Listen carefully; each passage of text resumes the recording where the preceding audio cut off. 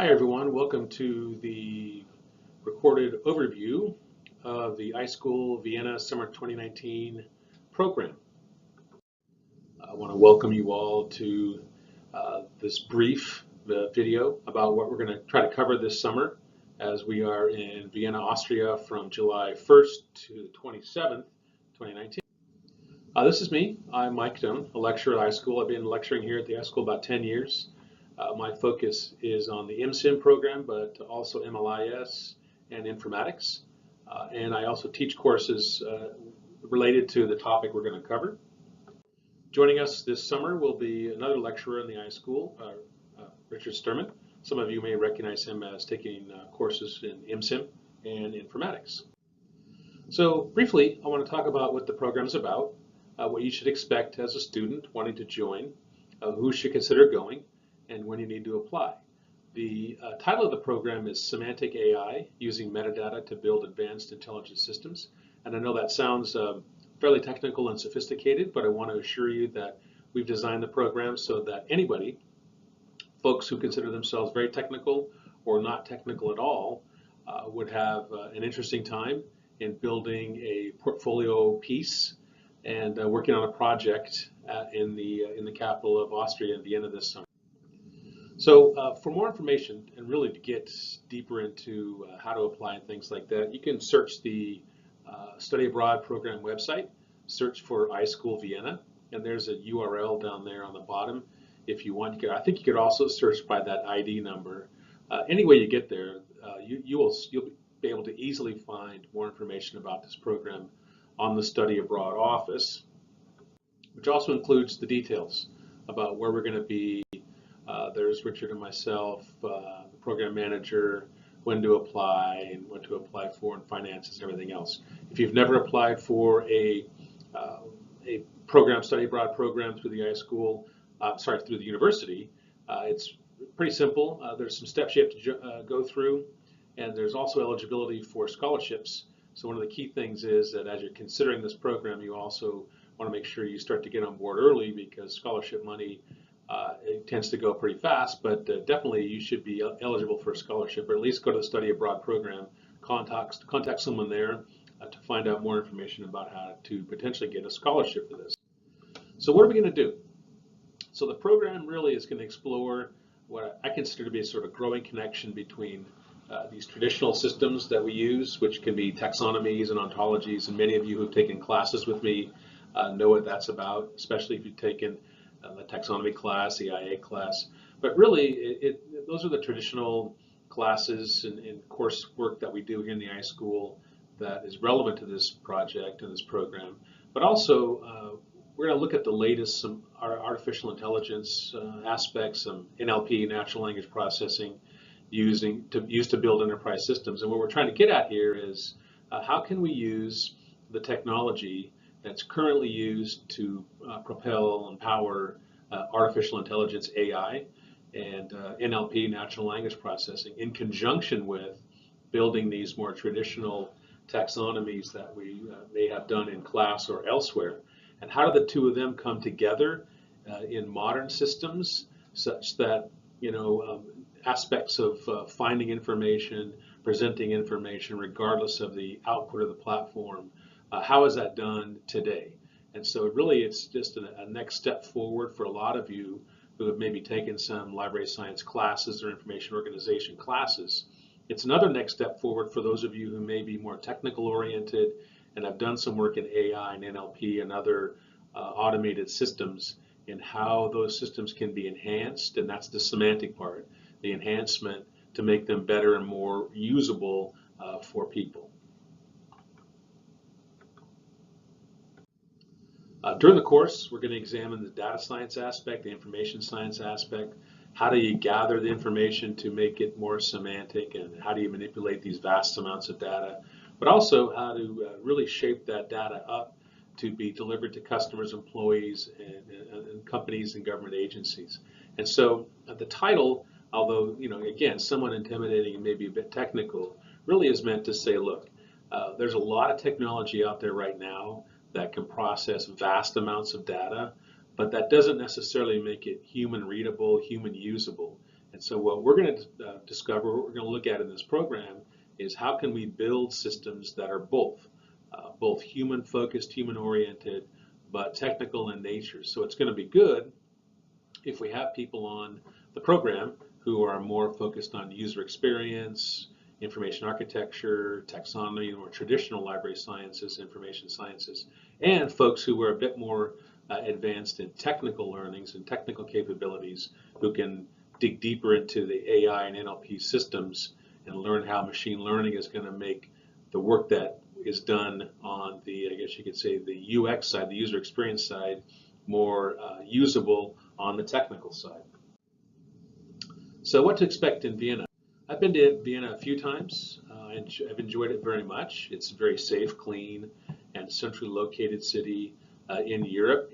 Train is easily accessible to any of the major European capitals and other smaller cities. Economists just named Vienna the most livable city in the world, which typically means that it's very expensive, which it's a bit costly, but still somewhat affordable. We're going to try to make it affordable in this program.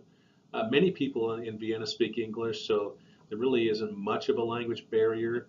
It's always good to know a little German when you go to Vienna. It makes getting around just a bit easier, especially when you're exploring the local restaurants and cafes. There's a lot of museums in Vienna. There's a rich cultural history in Vienna. So again, Vienna, major capital of Europe, always exciting, but really it's a safe and clean place to explore around, and I think everybody who would be on the trip would feel especially safe in a city like this. Might be a little bit warm in the summer. July typically is in the 70s and 80s, which isn't bad. I mean, everybody enjoys that kind of weather, I think. But again, Vienna, modern metro rail system. It's easy to get around on the bus or metro transit, the underground. So again, like most cities today in Europe, fairly safe, and clean.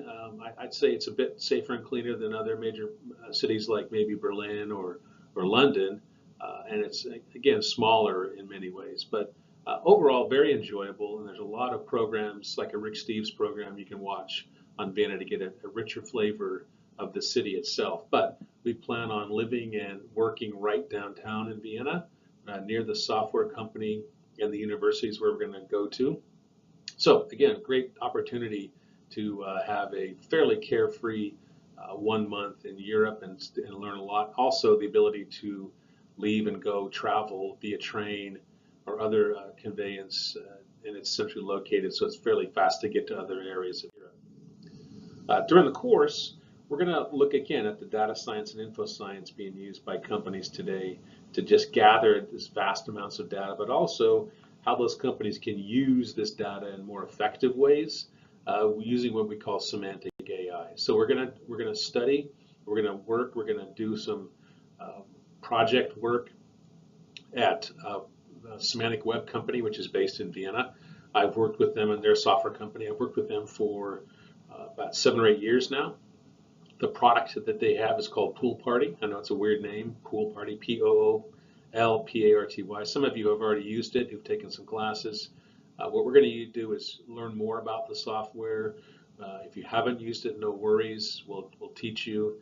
We'll get some hands-on learnings from the people in the Semantic Web Company, and we're also going to do work in conjunction with some local universities to meet some students and also get some some lectures or some hands-on work in the university with regard to the semantic web, semantic AI.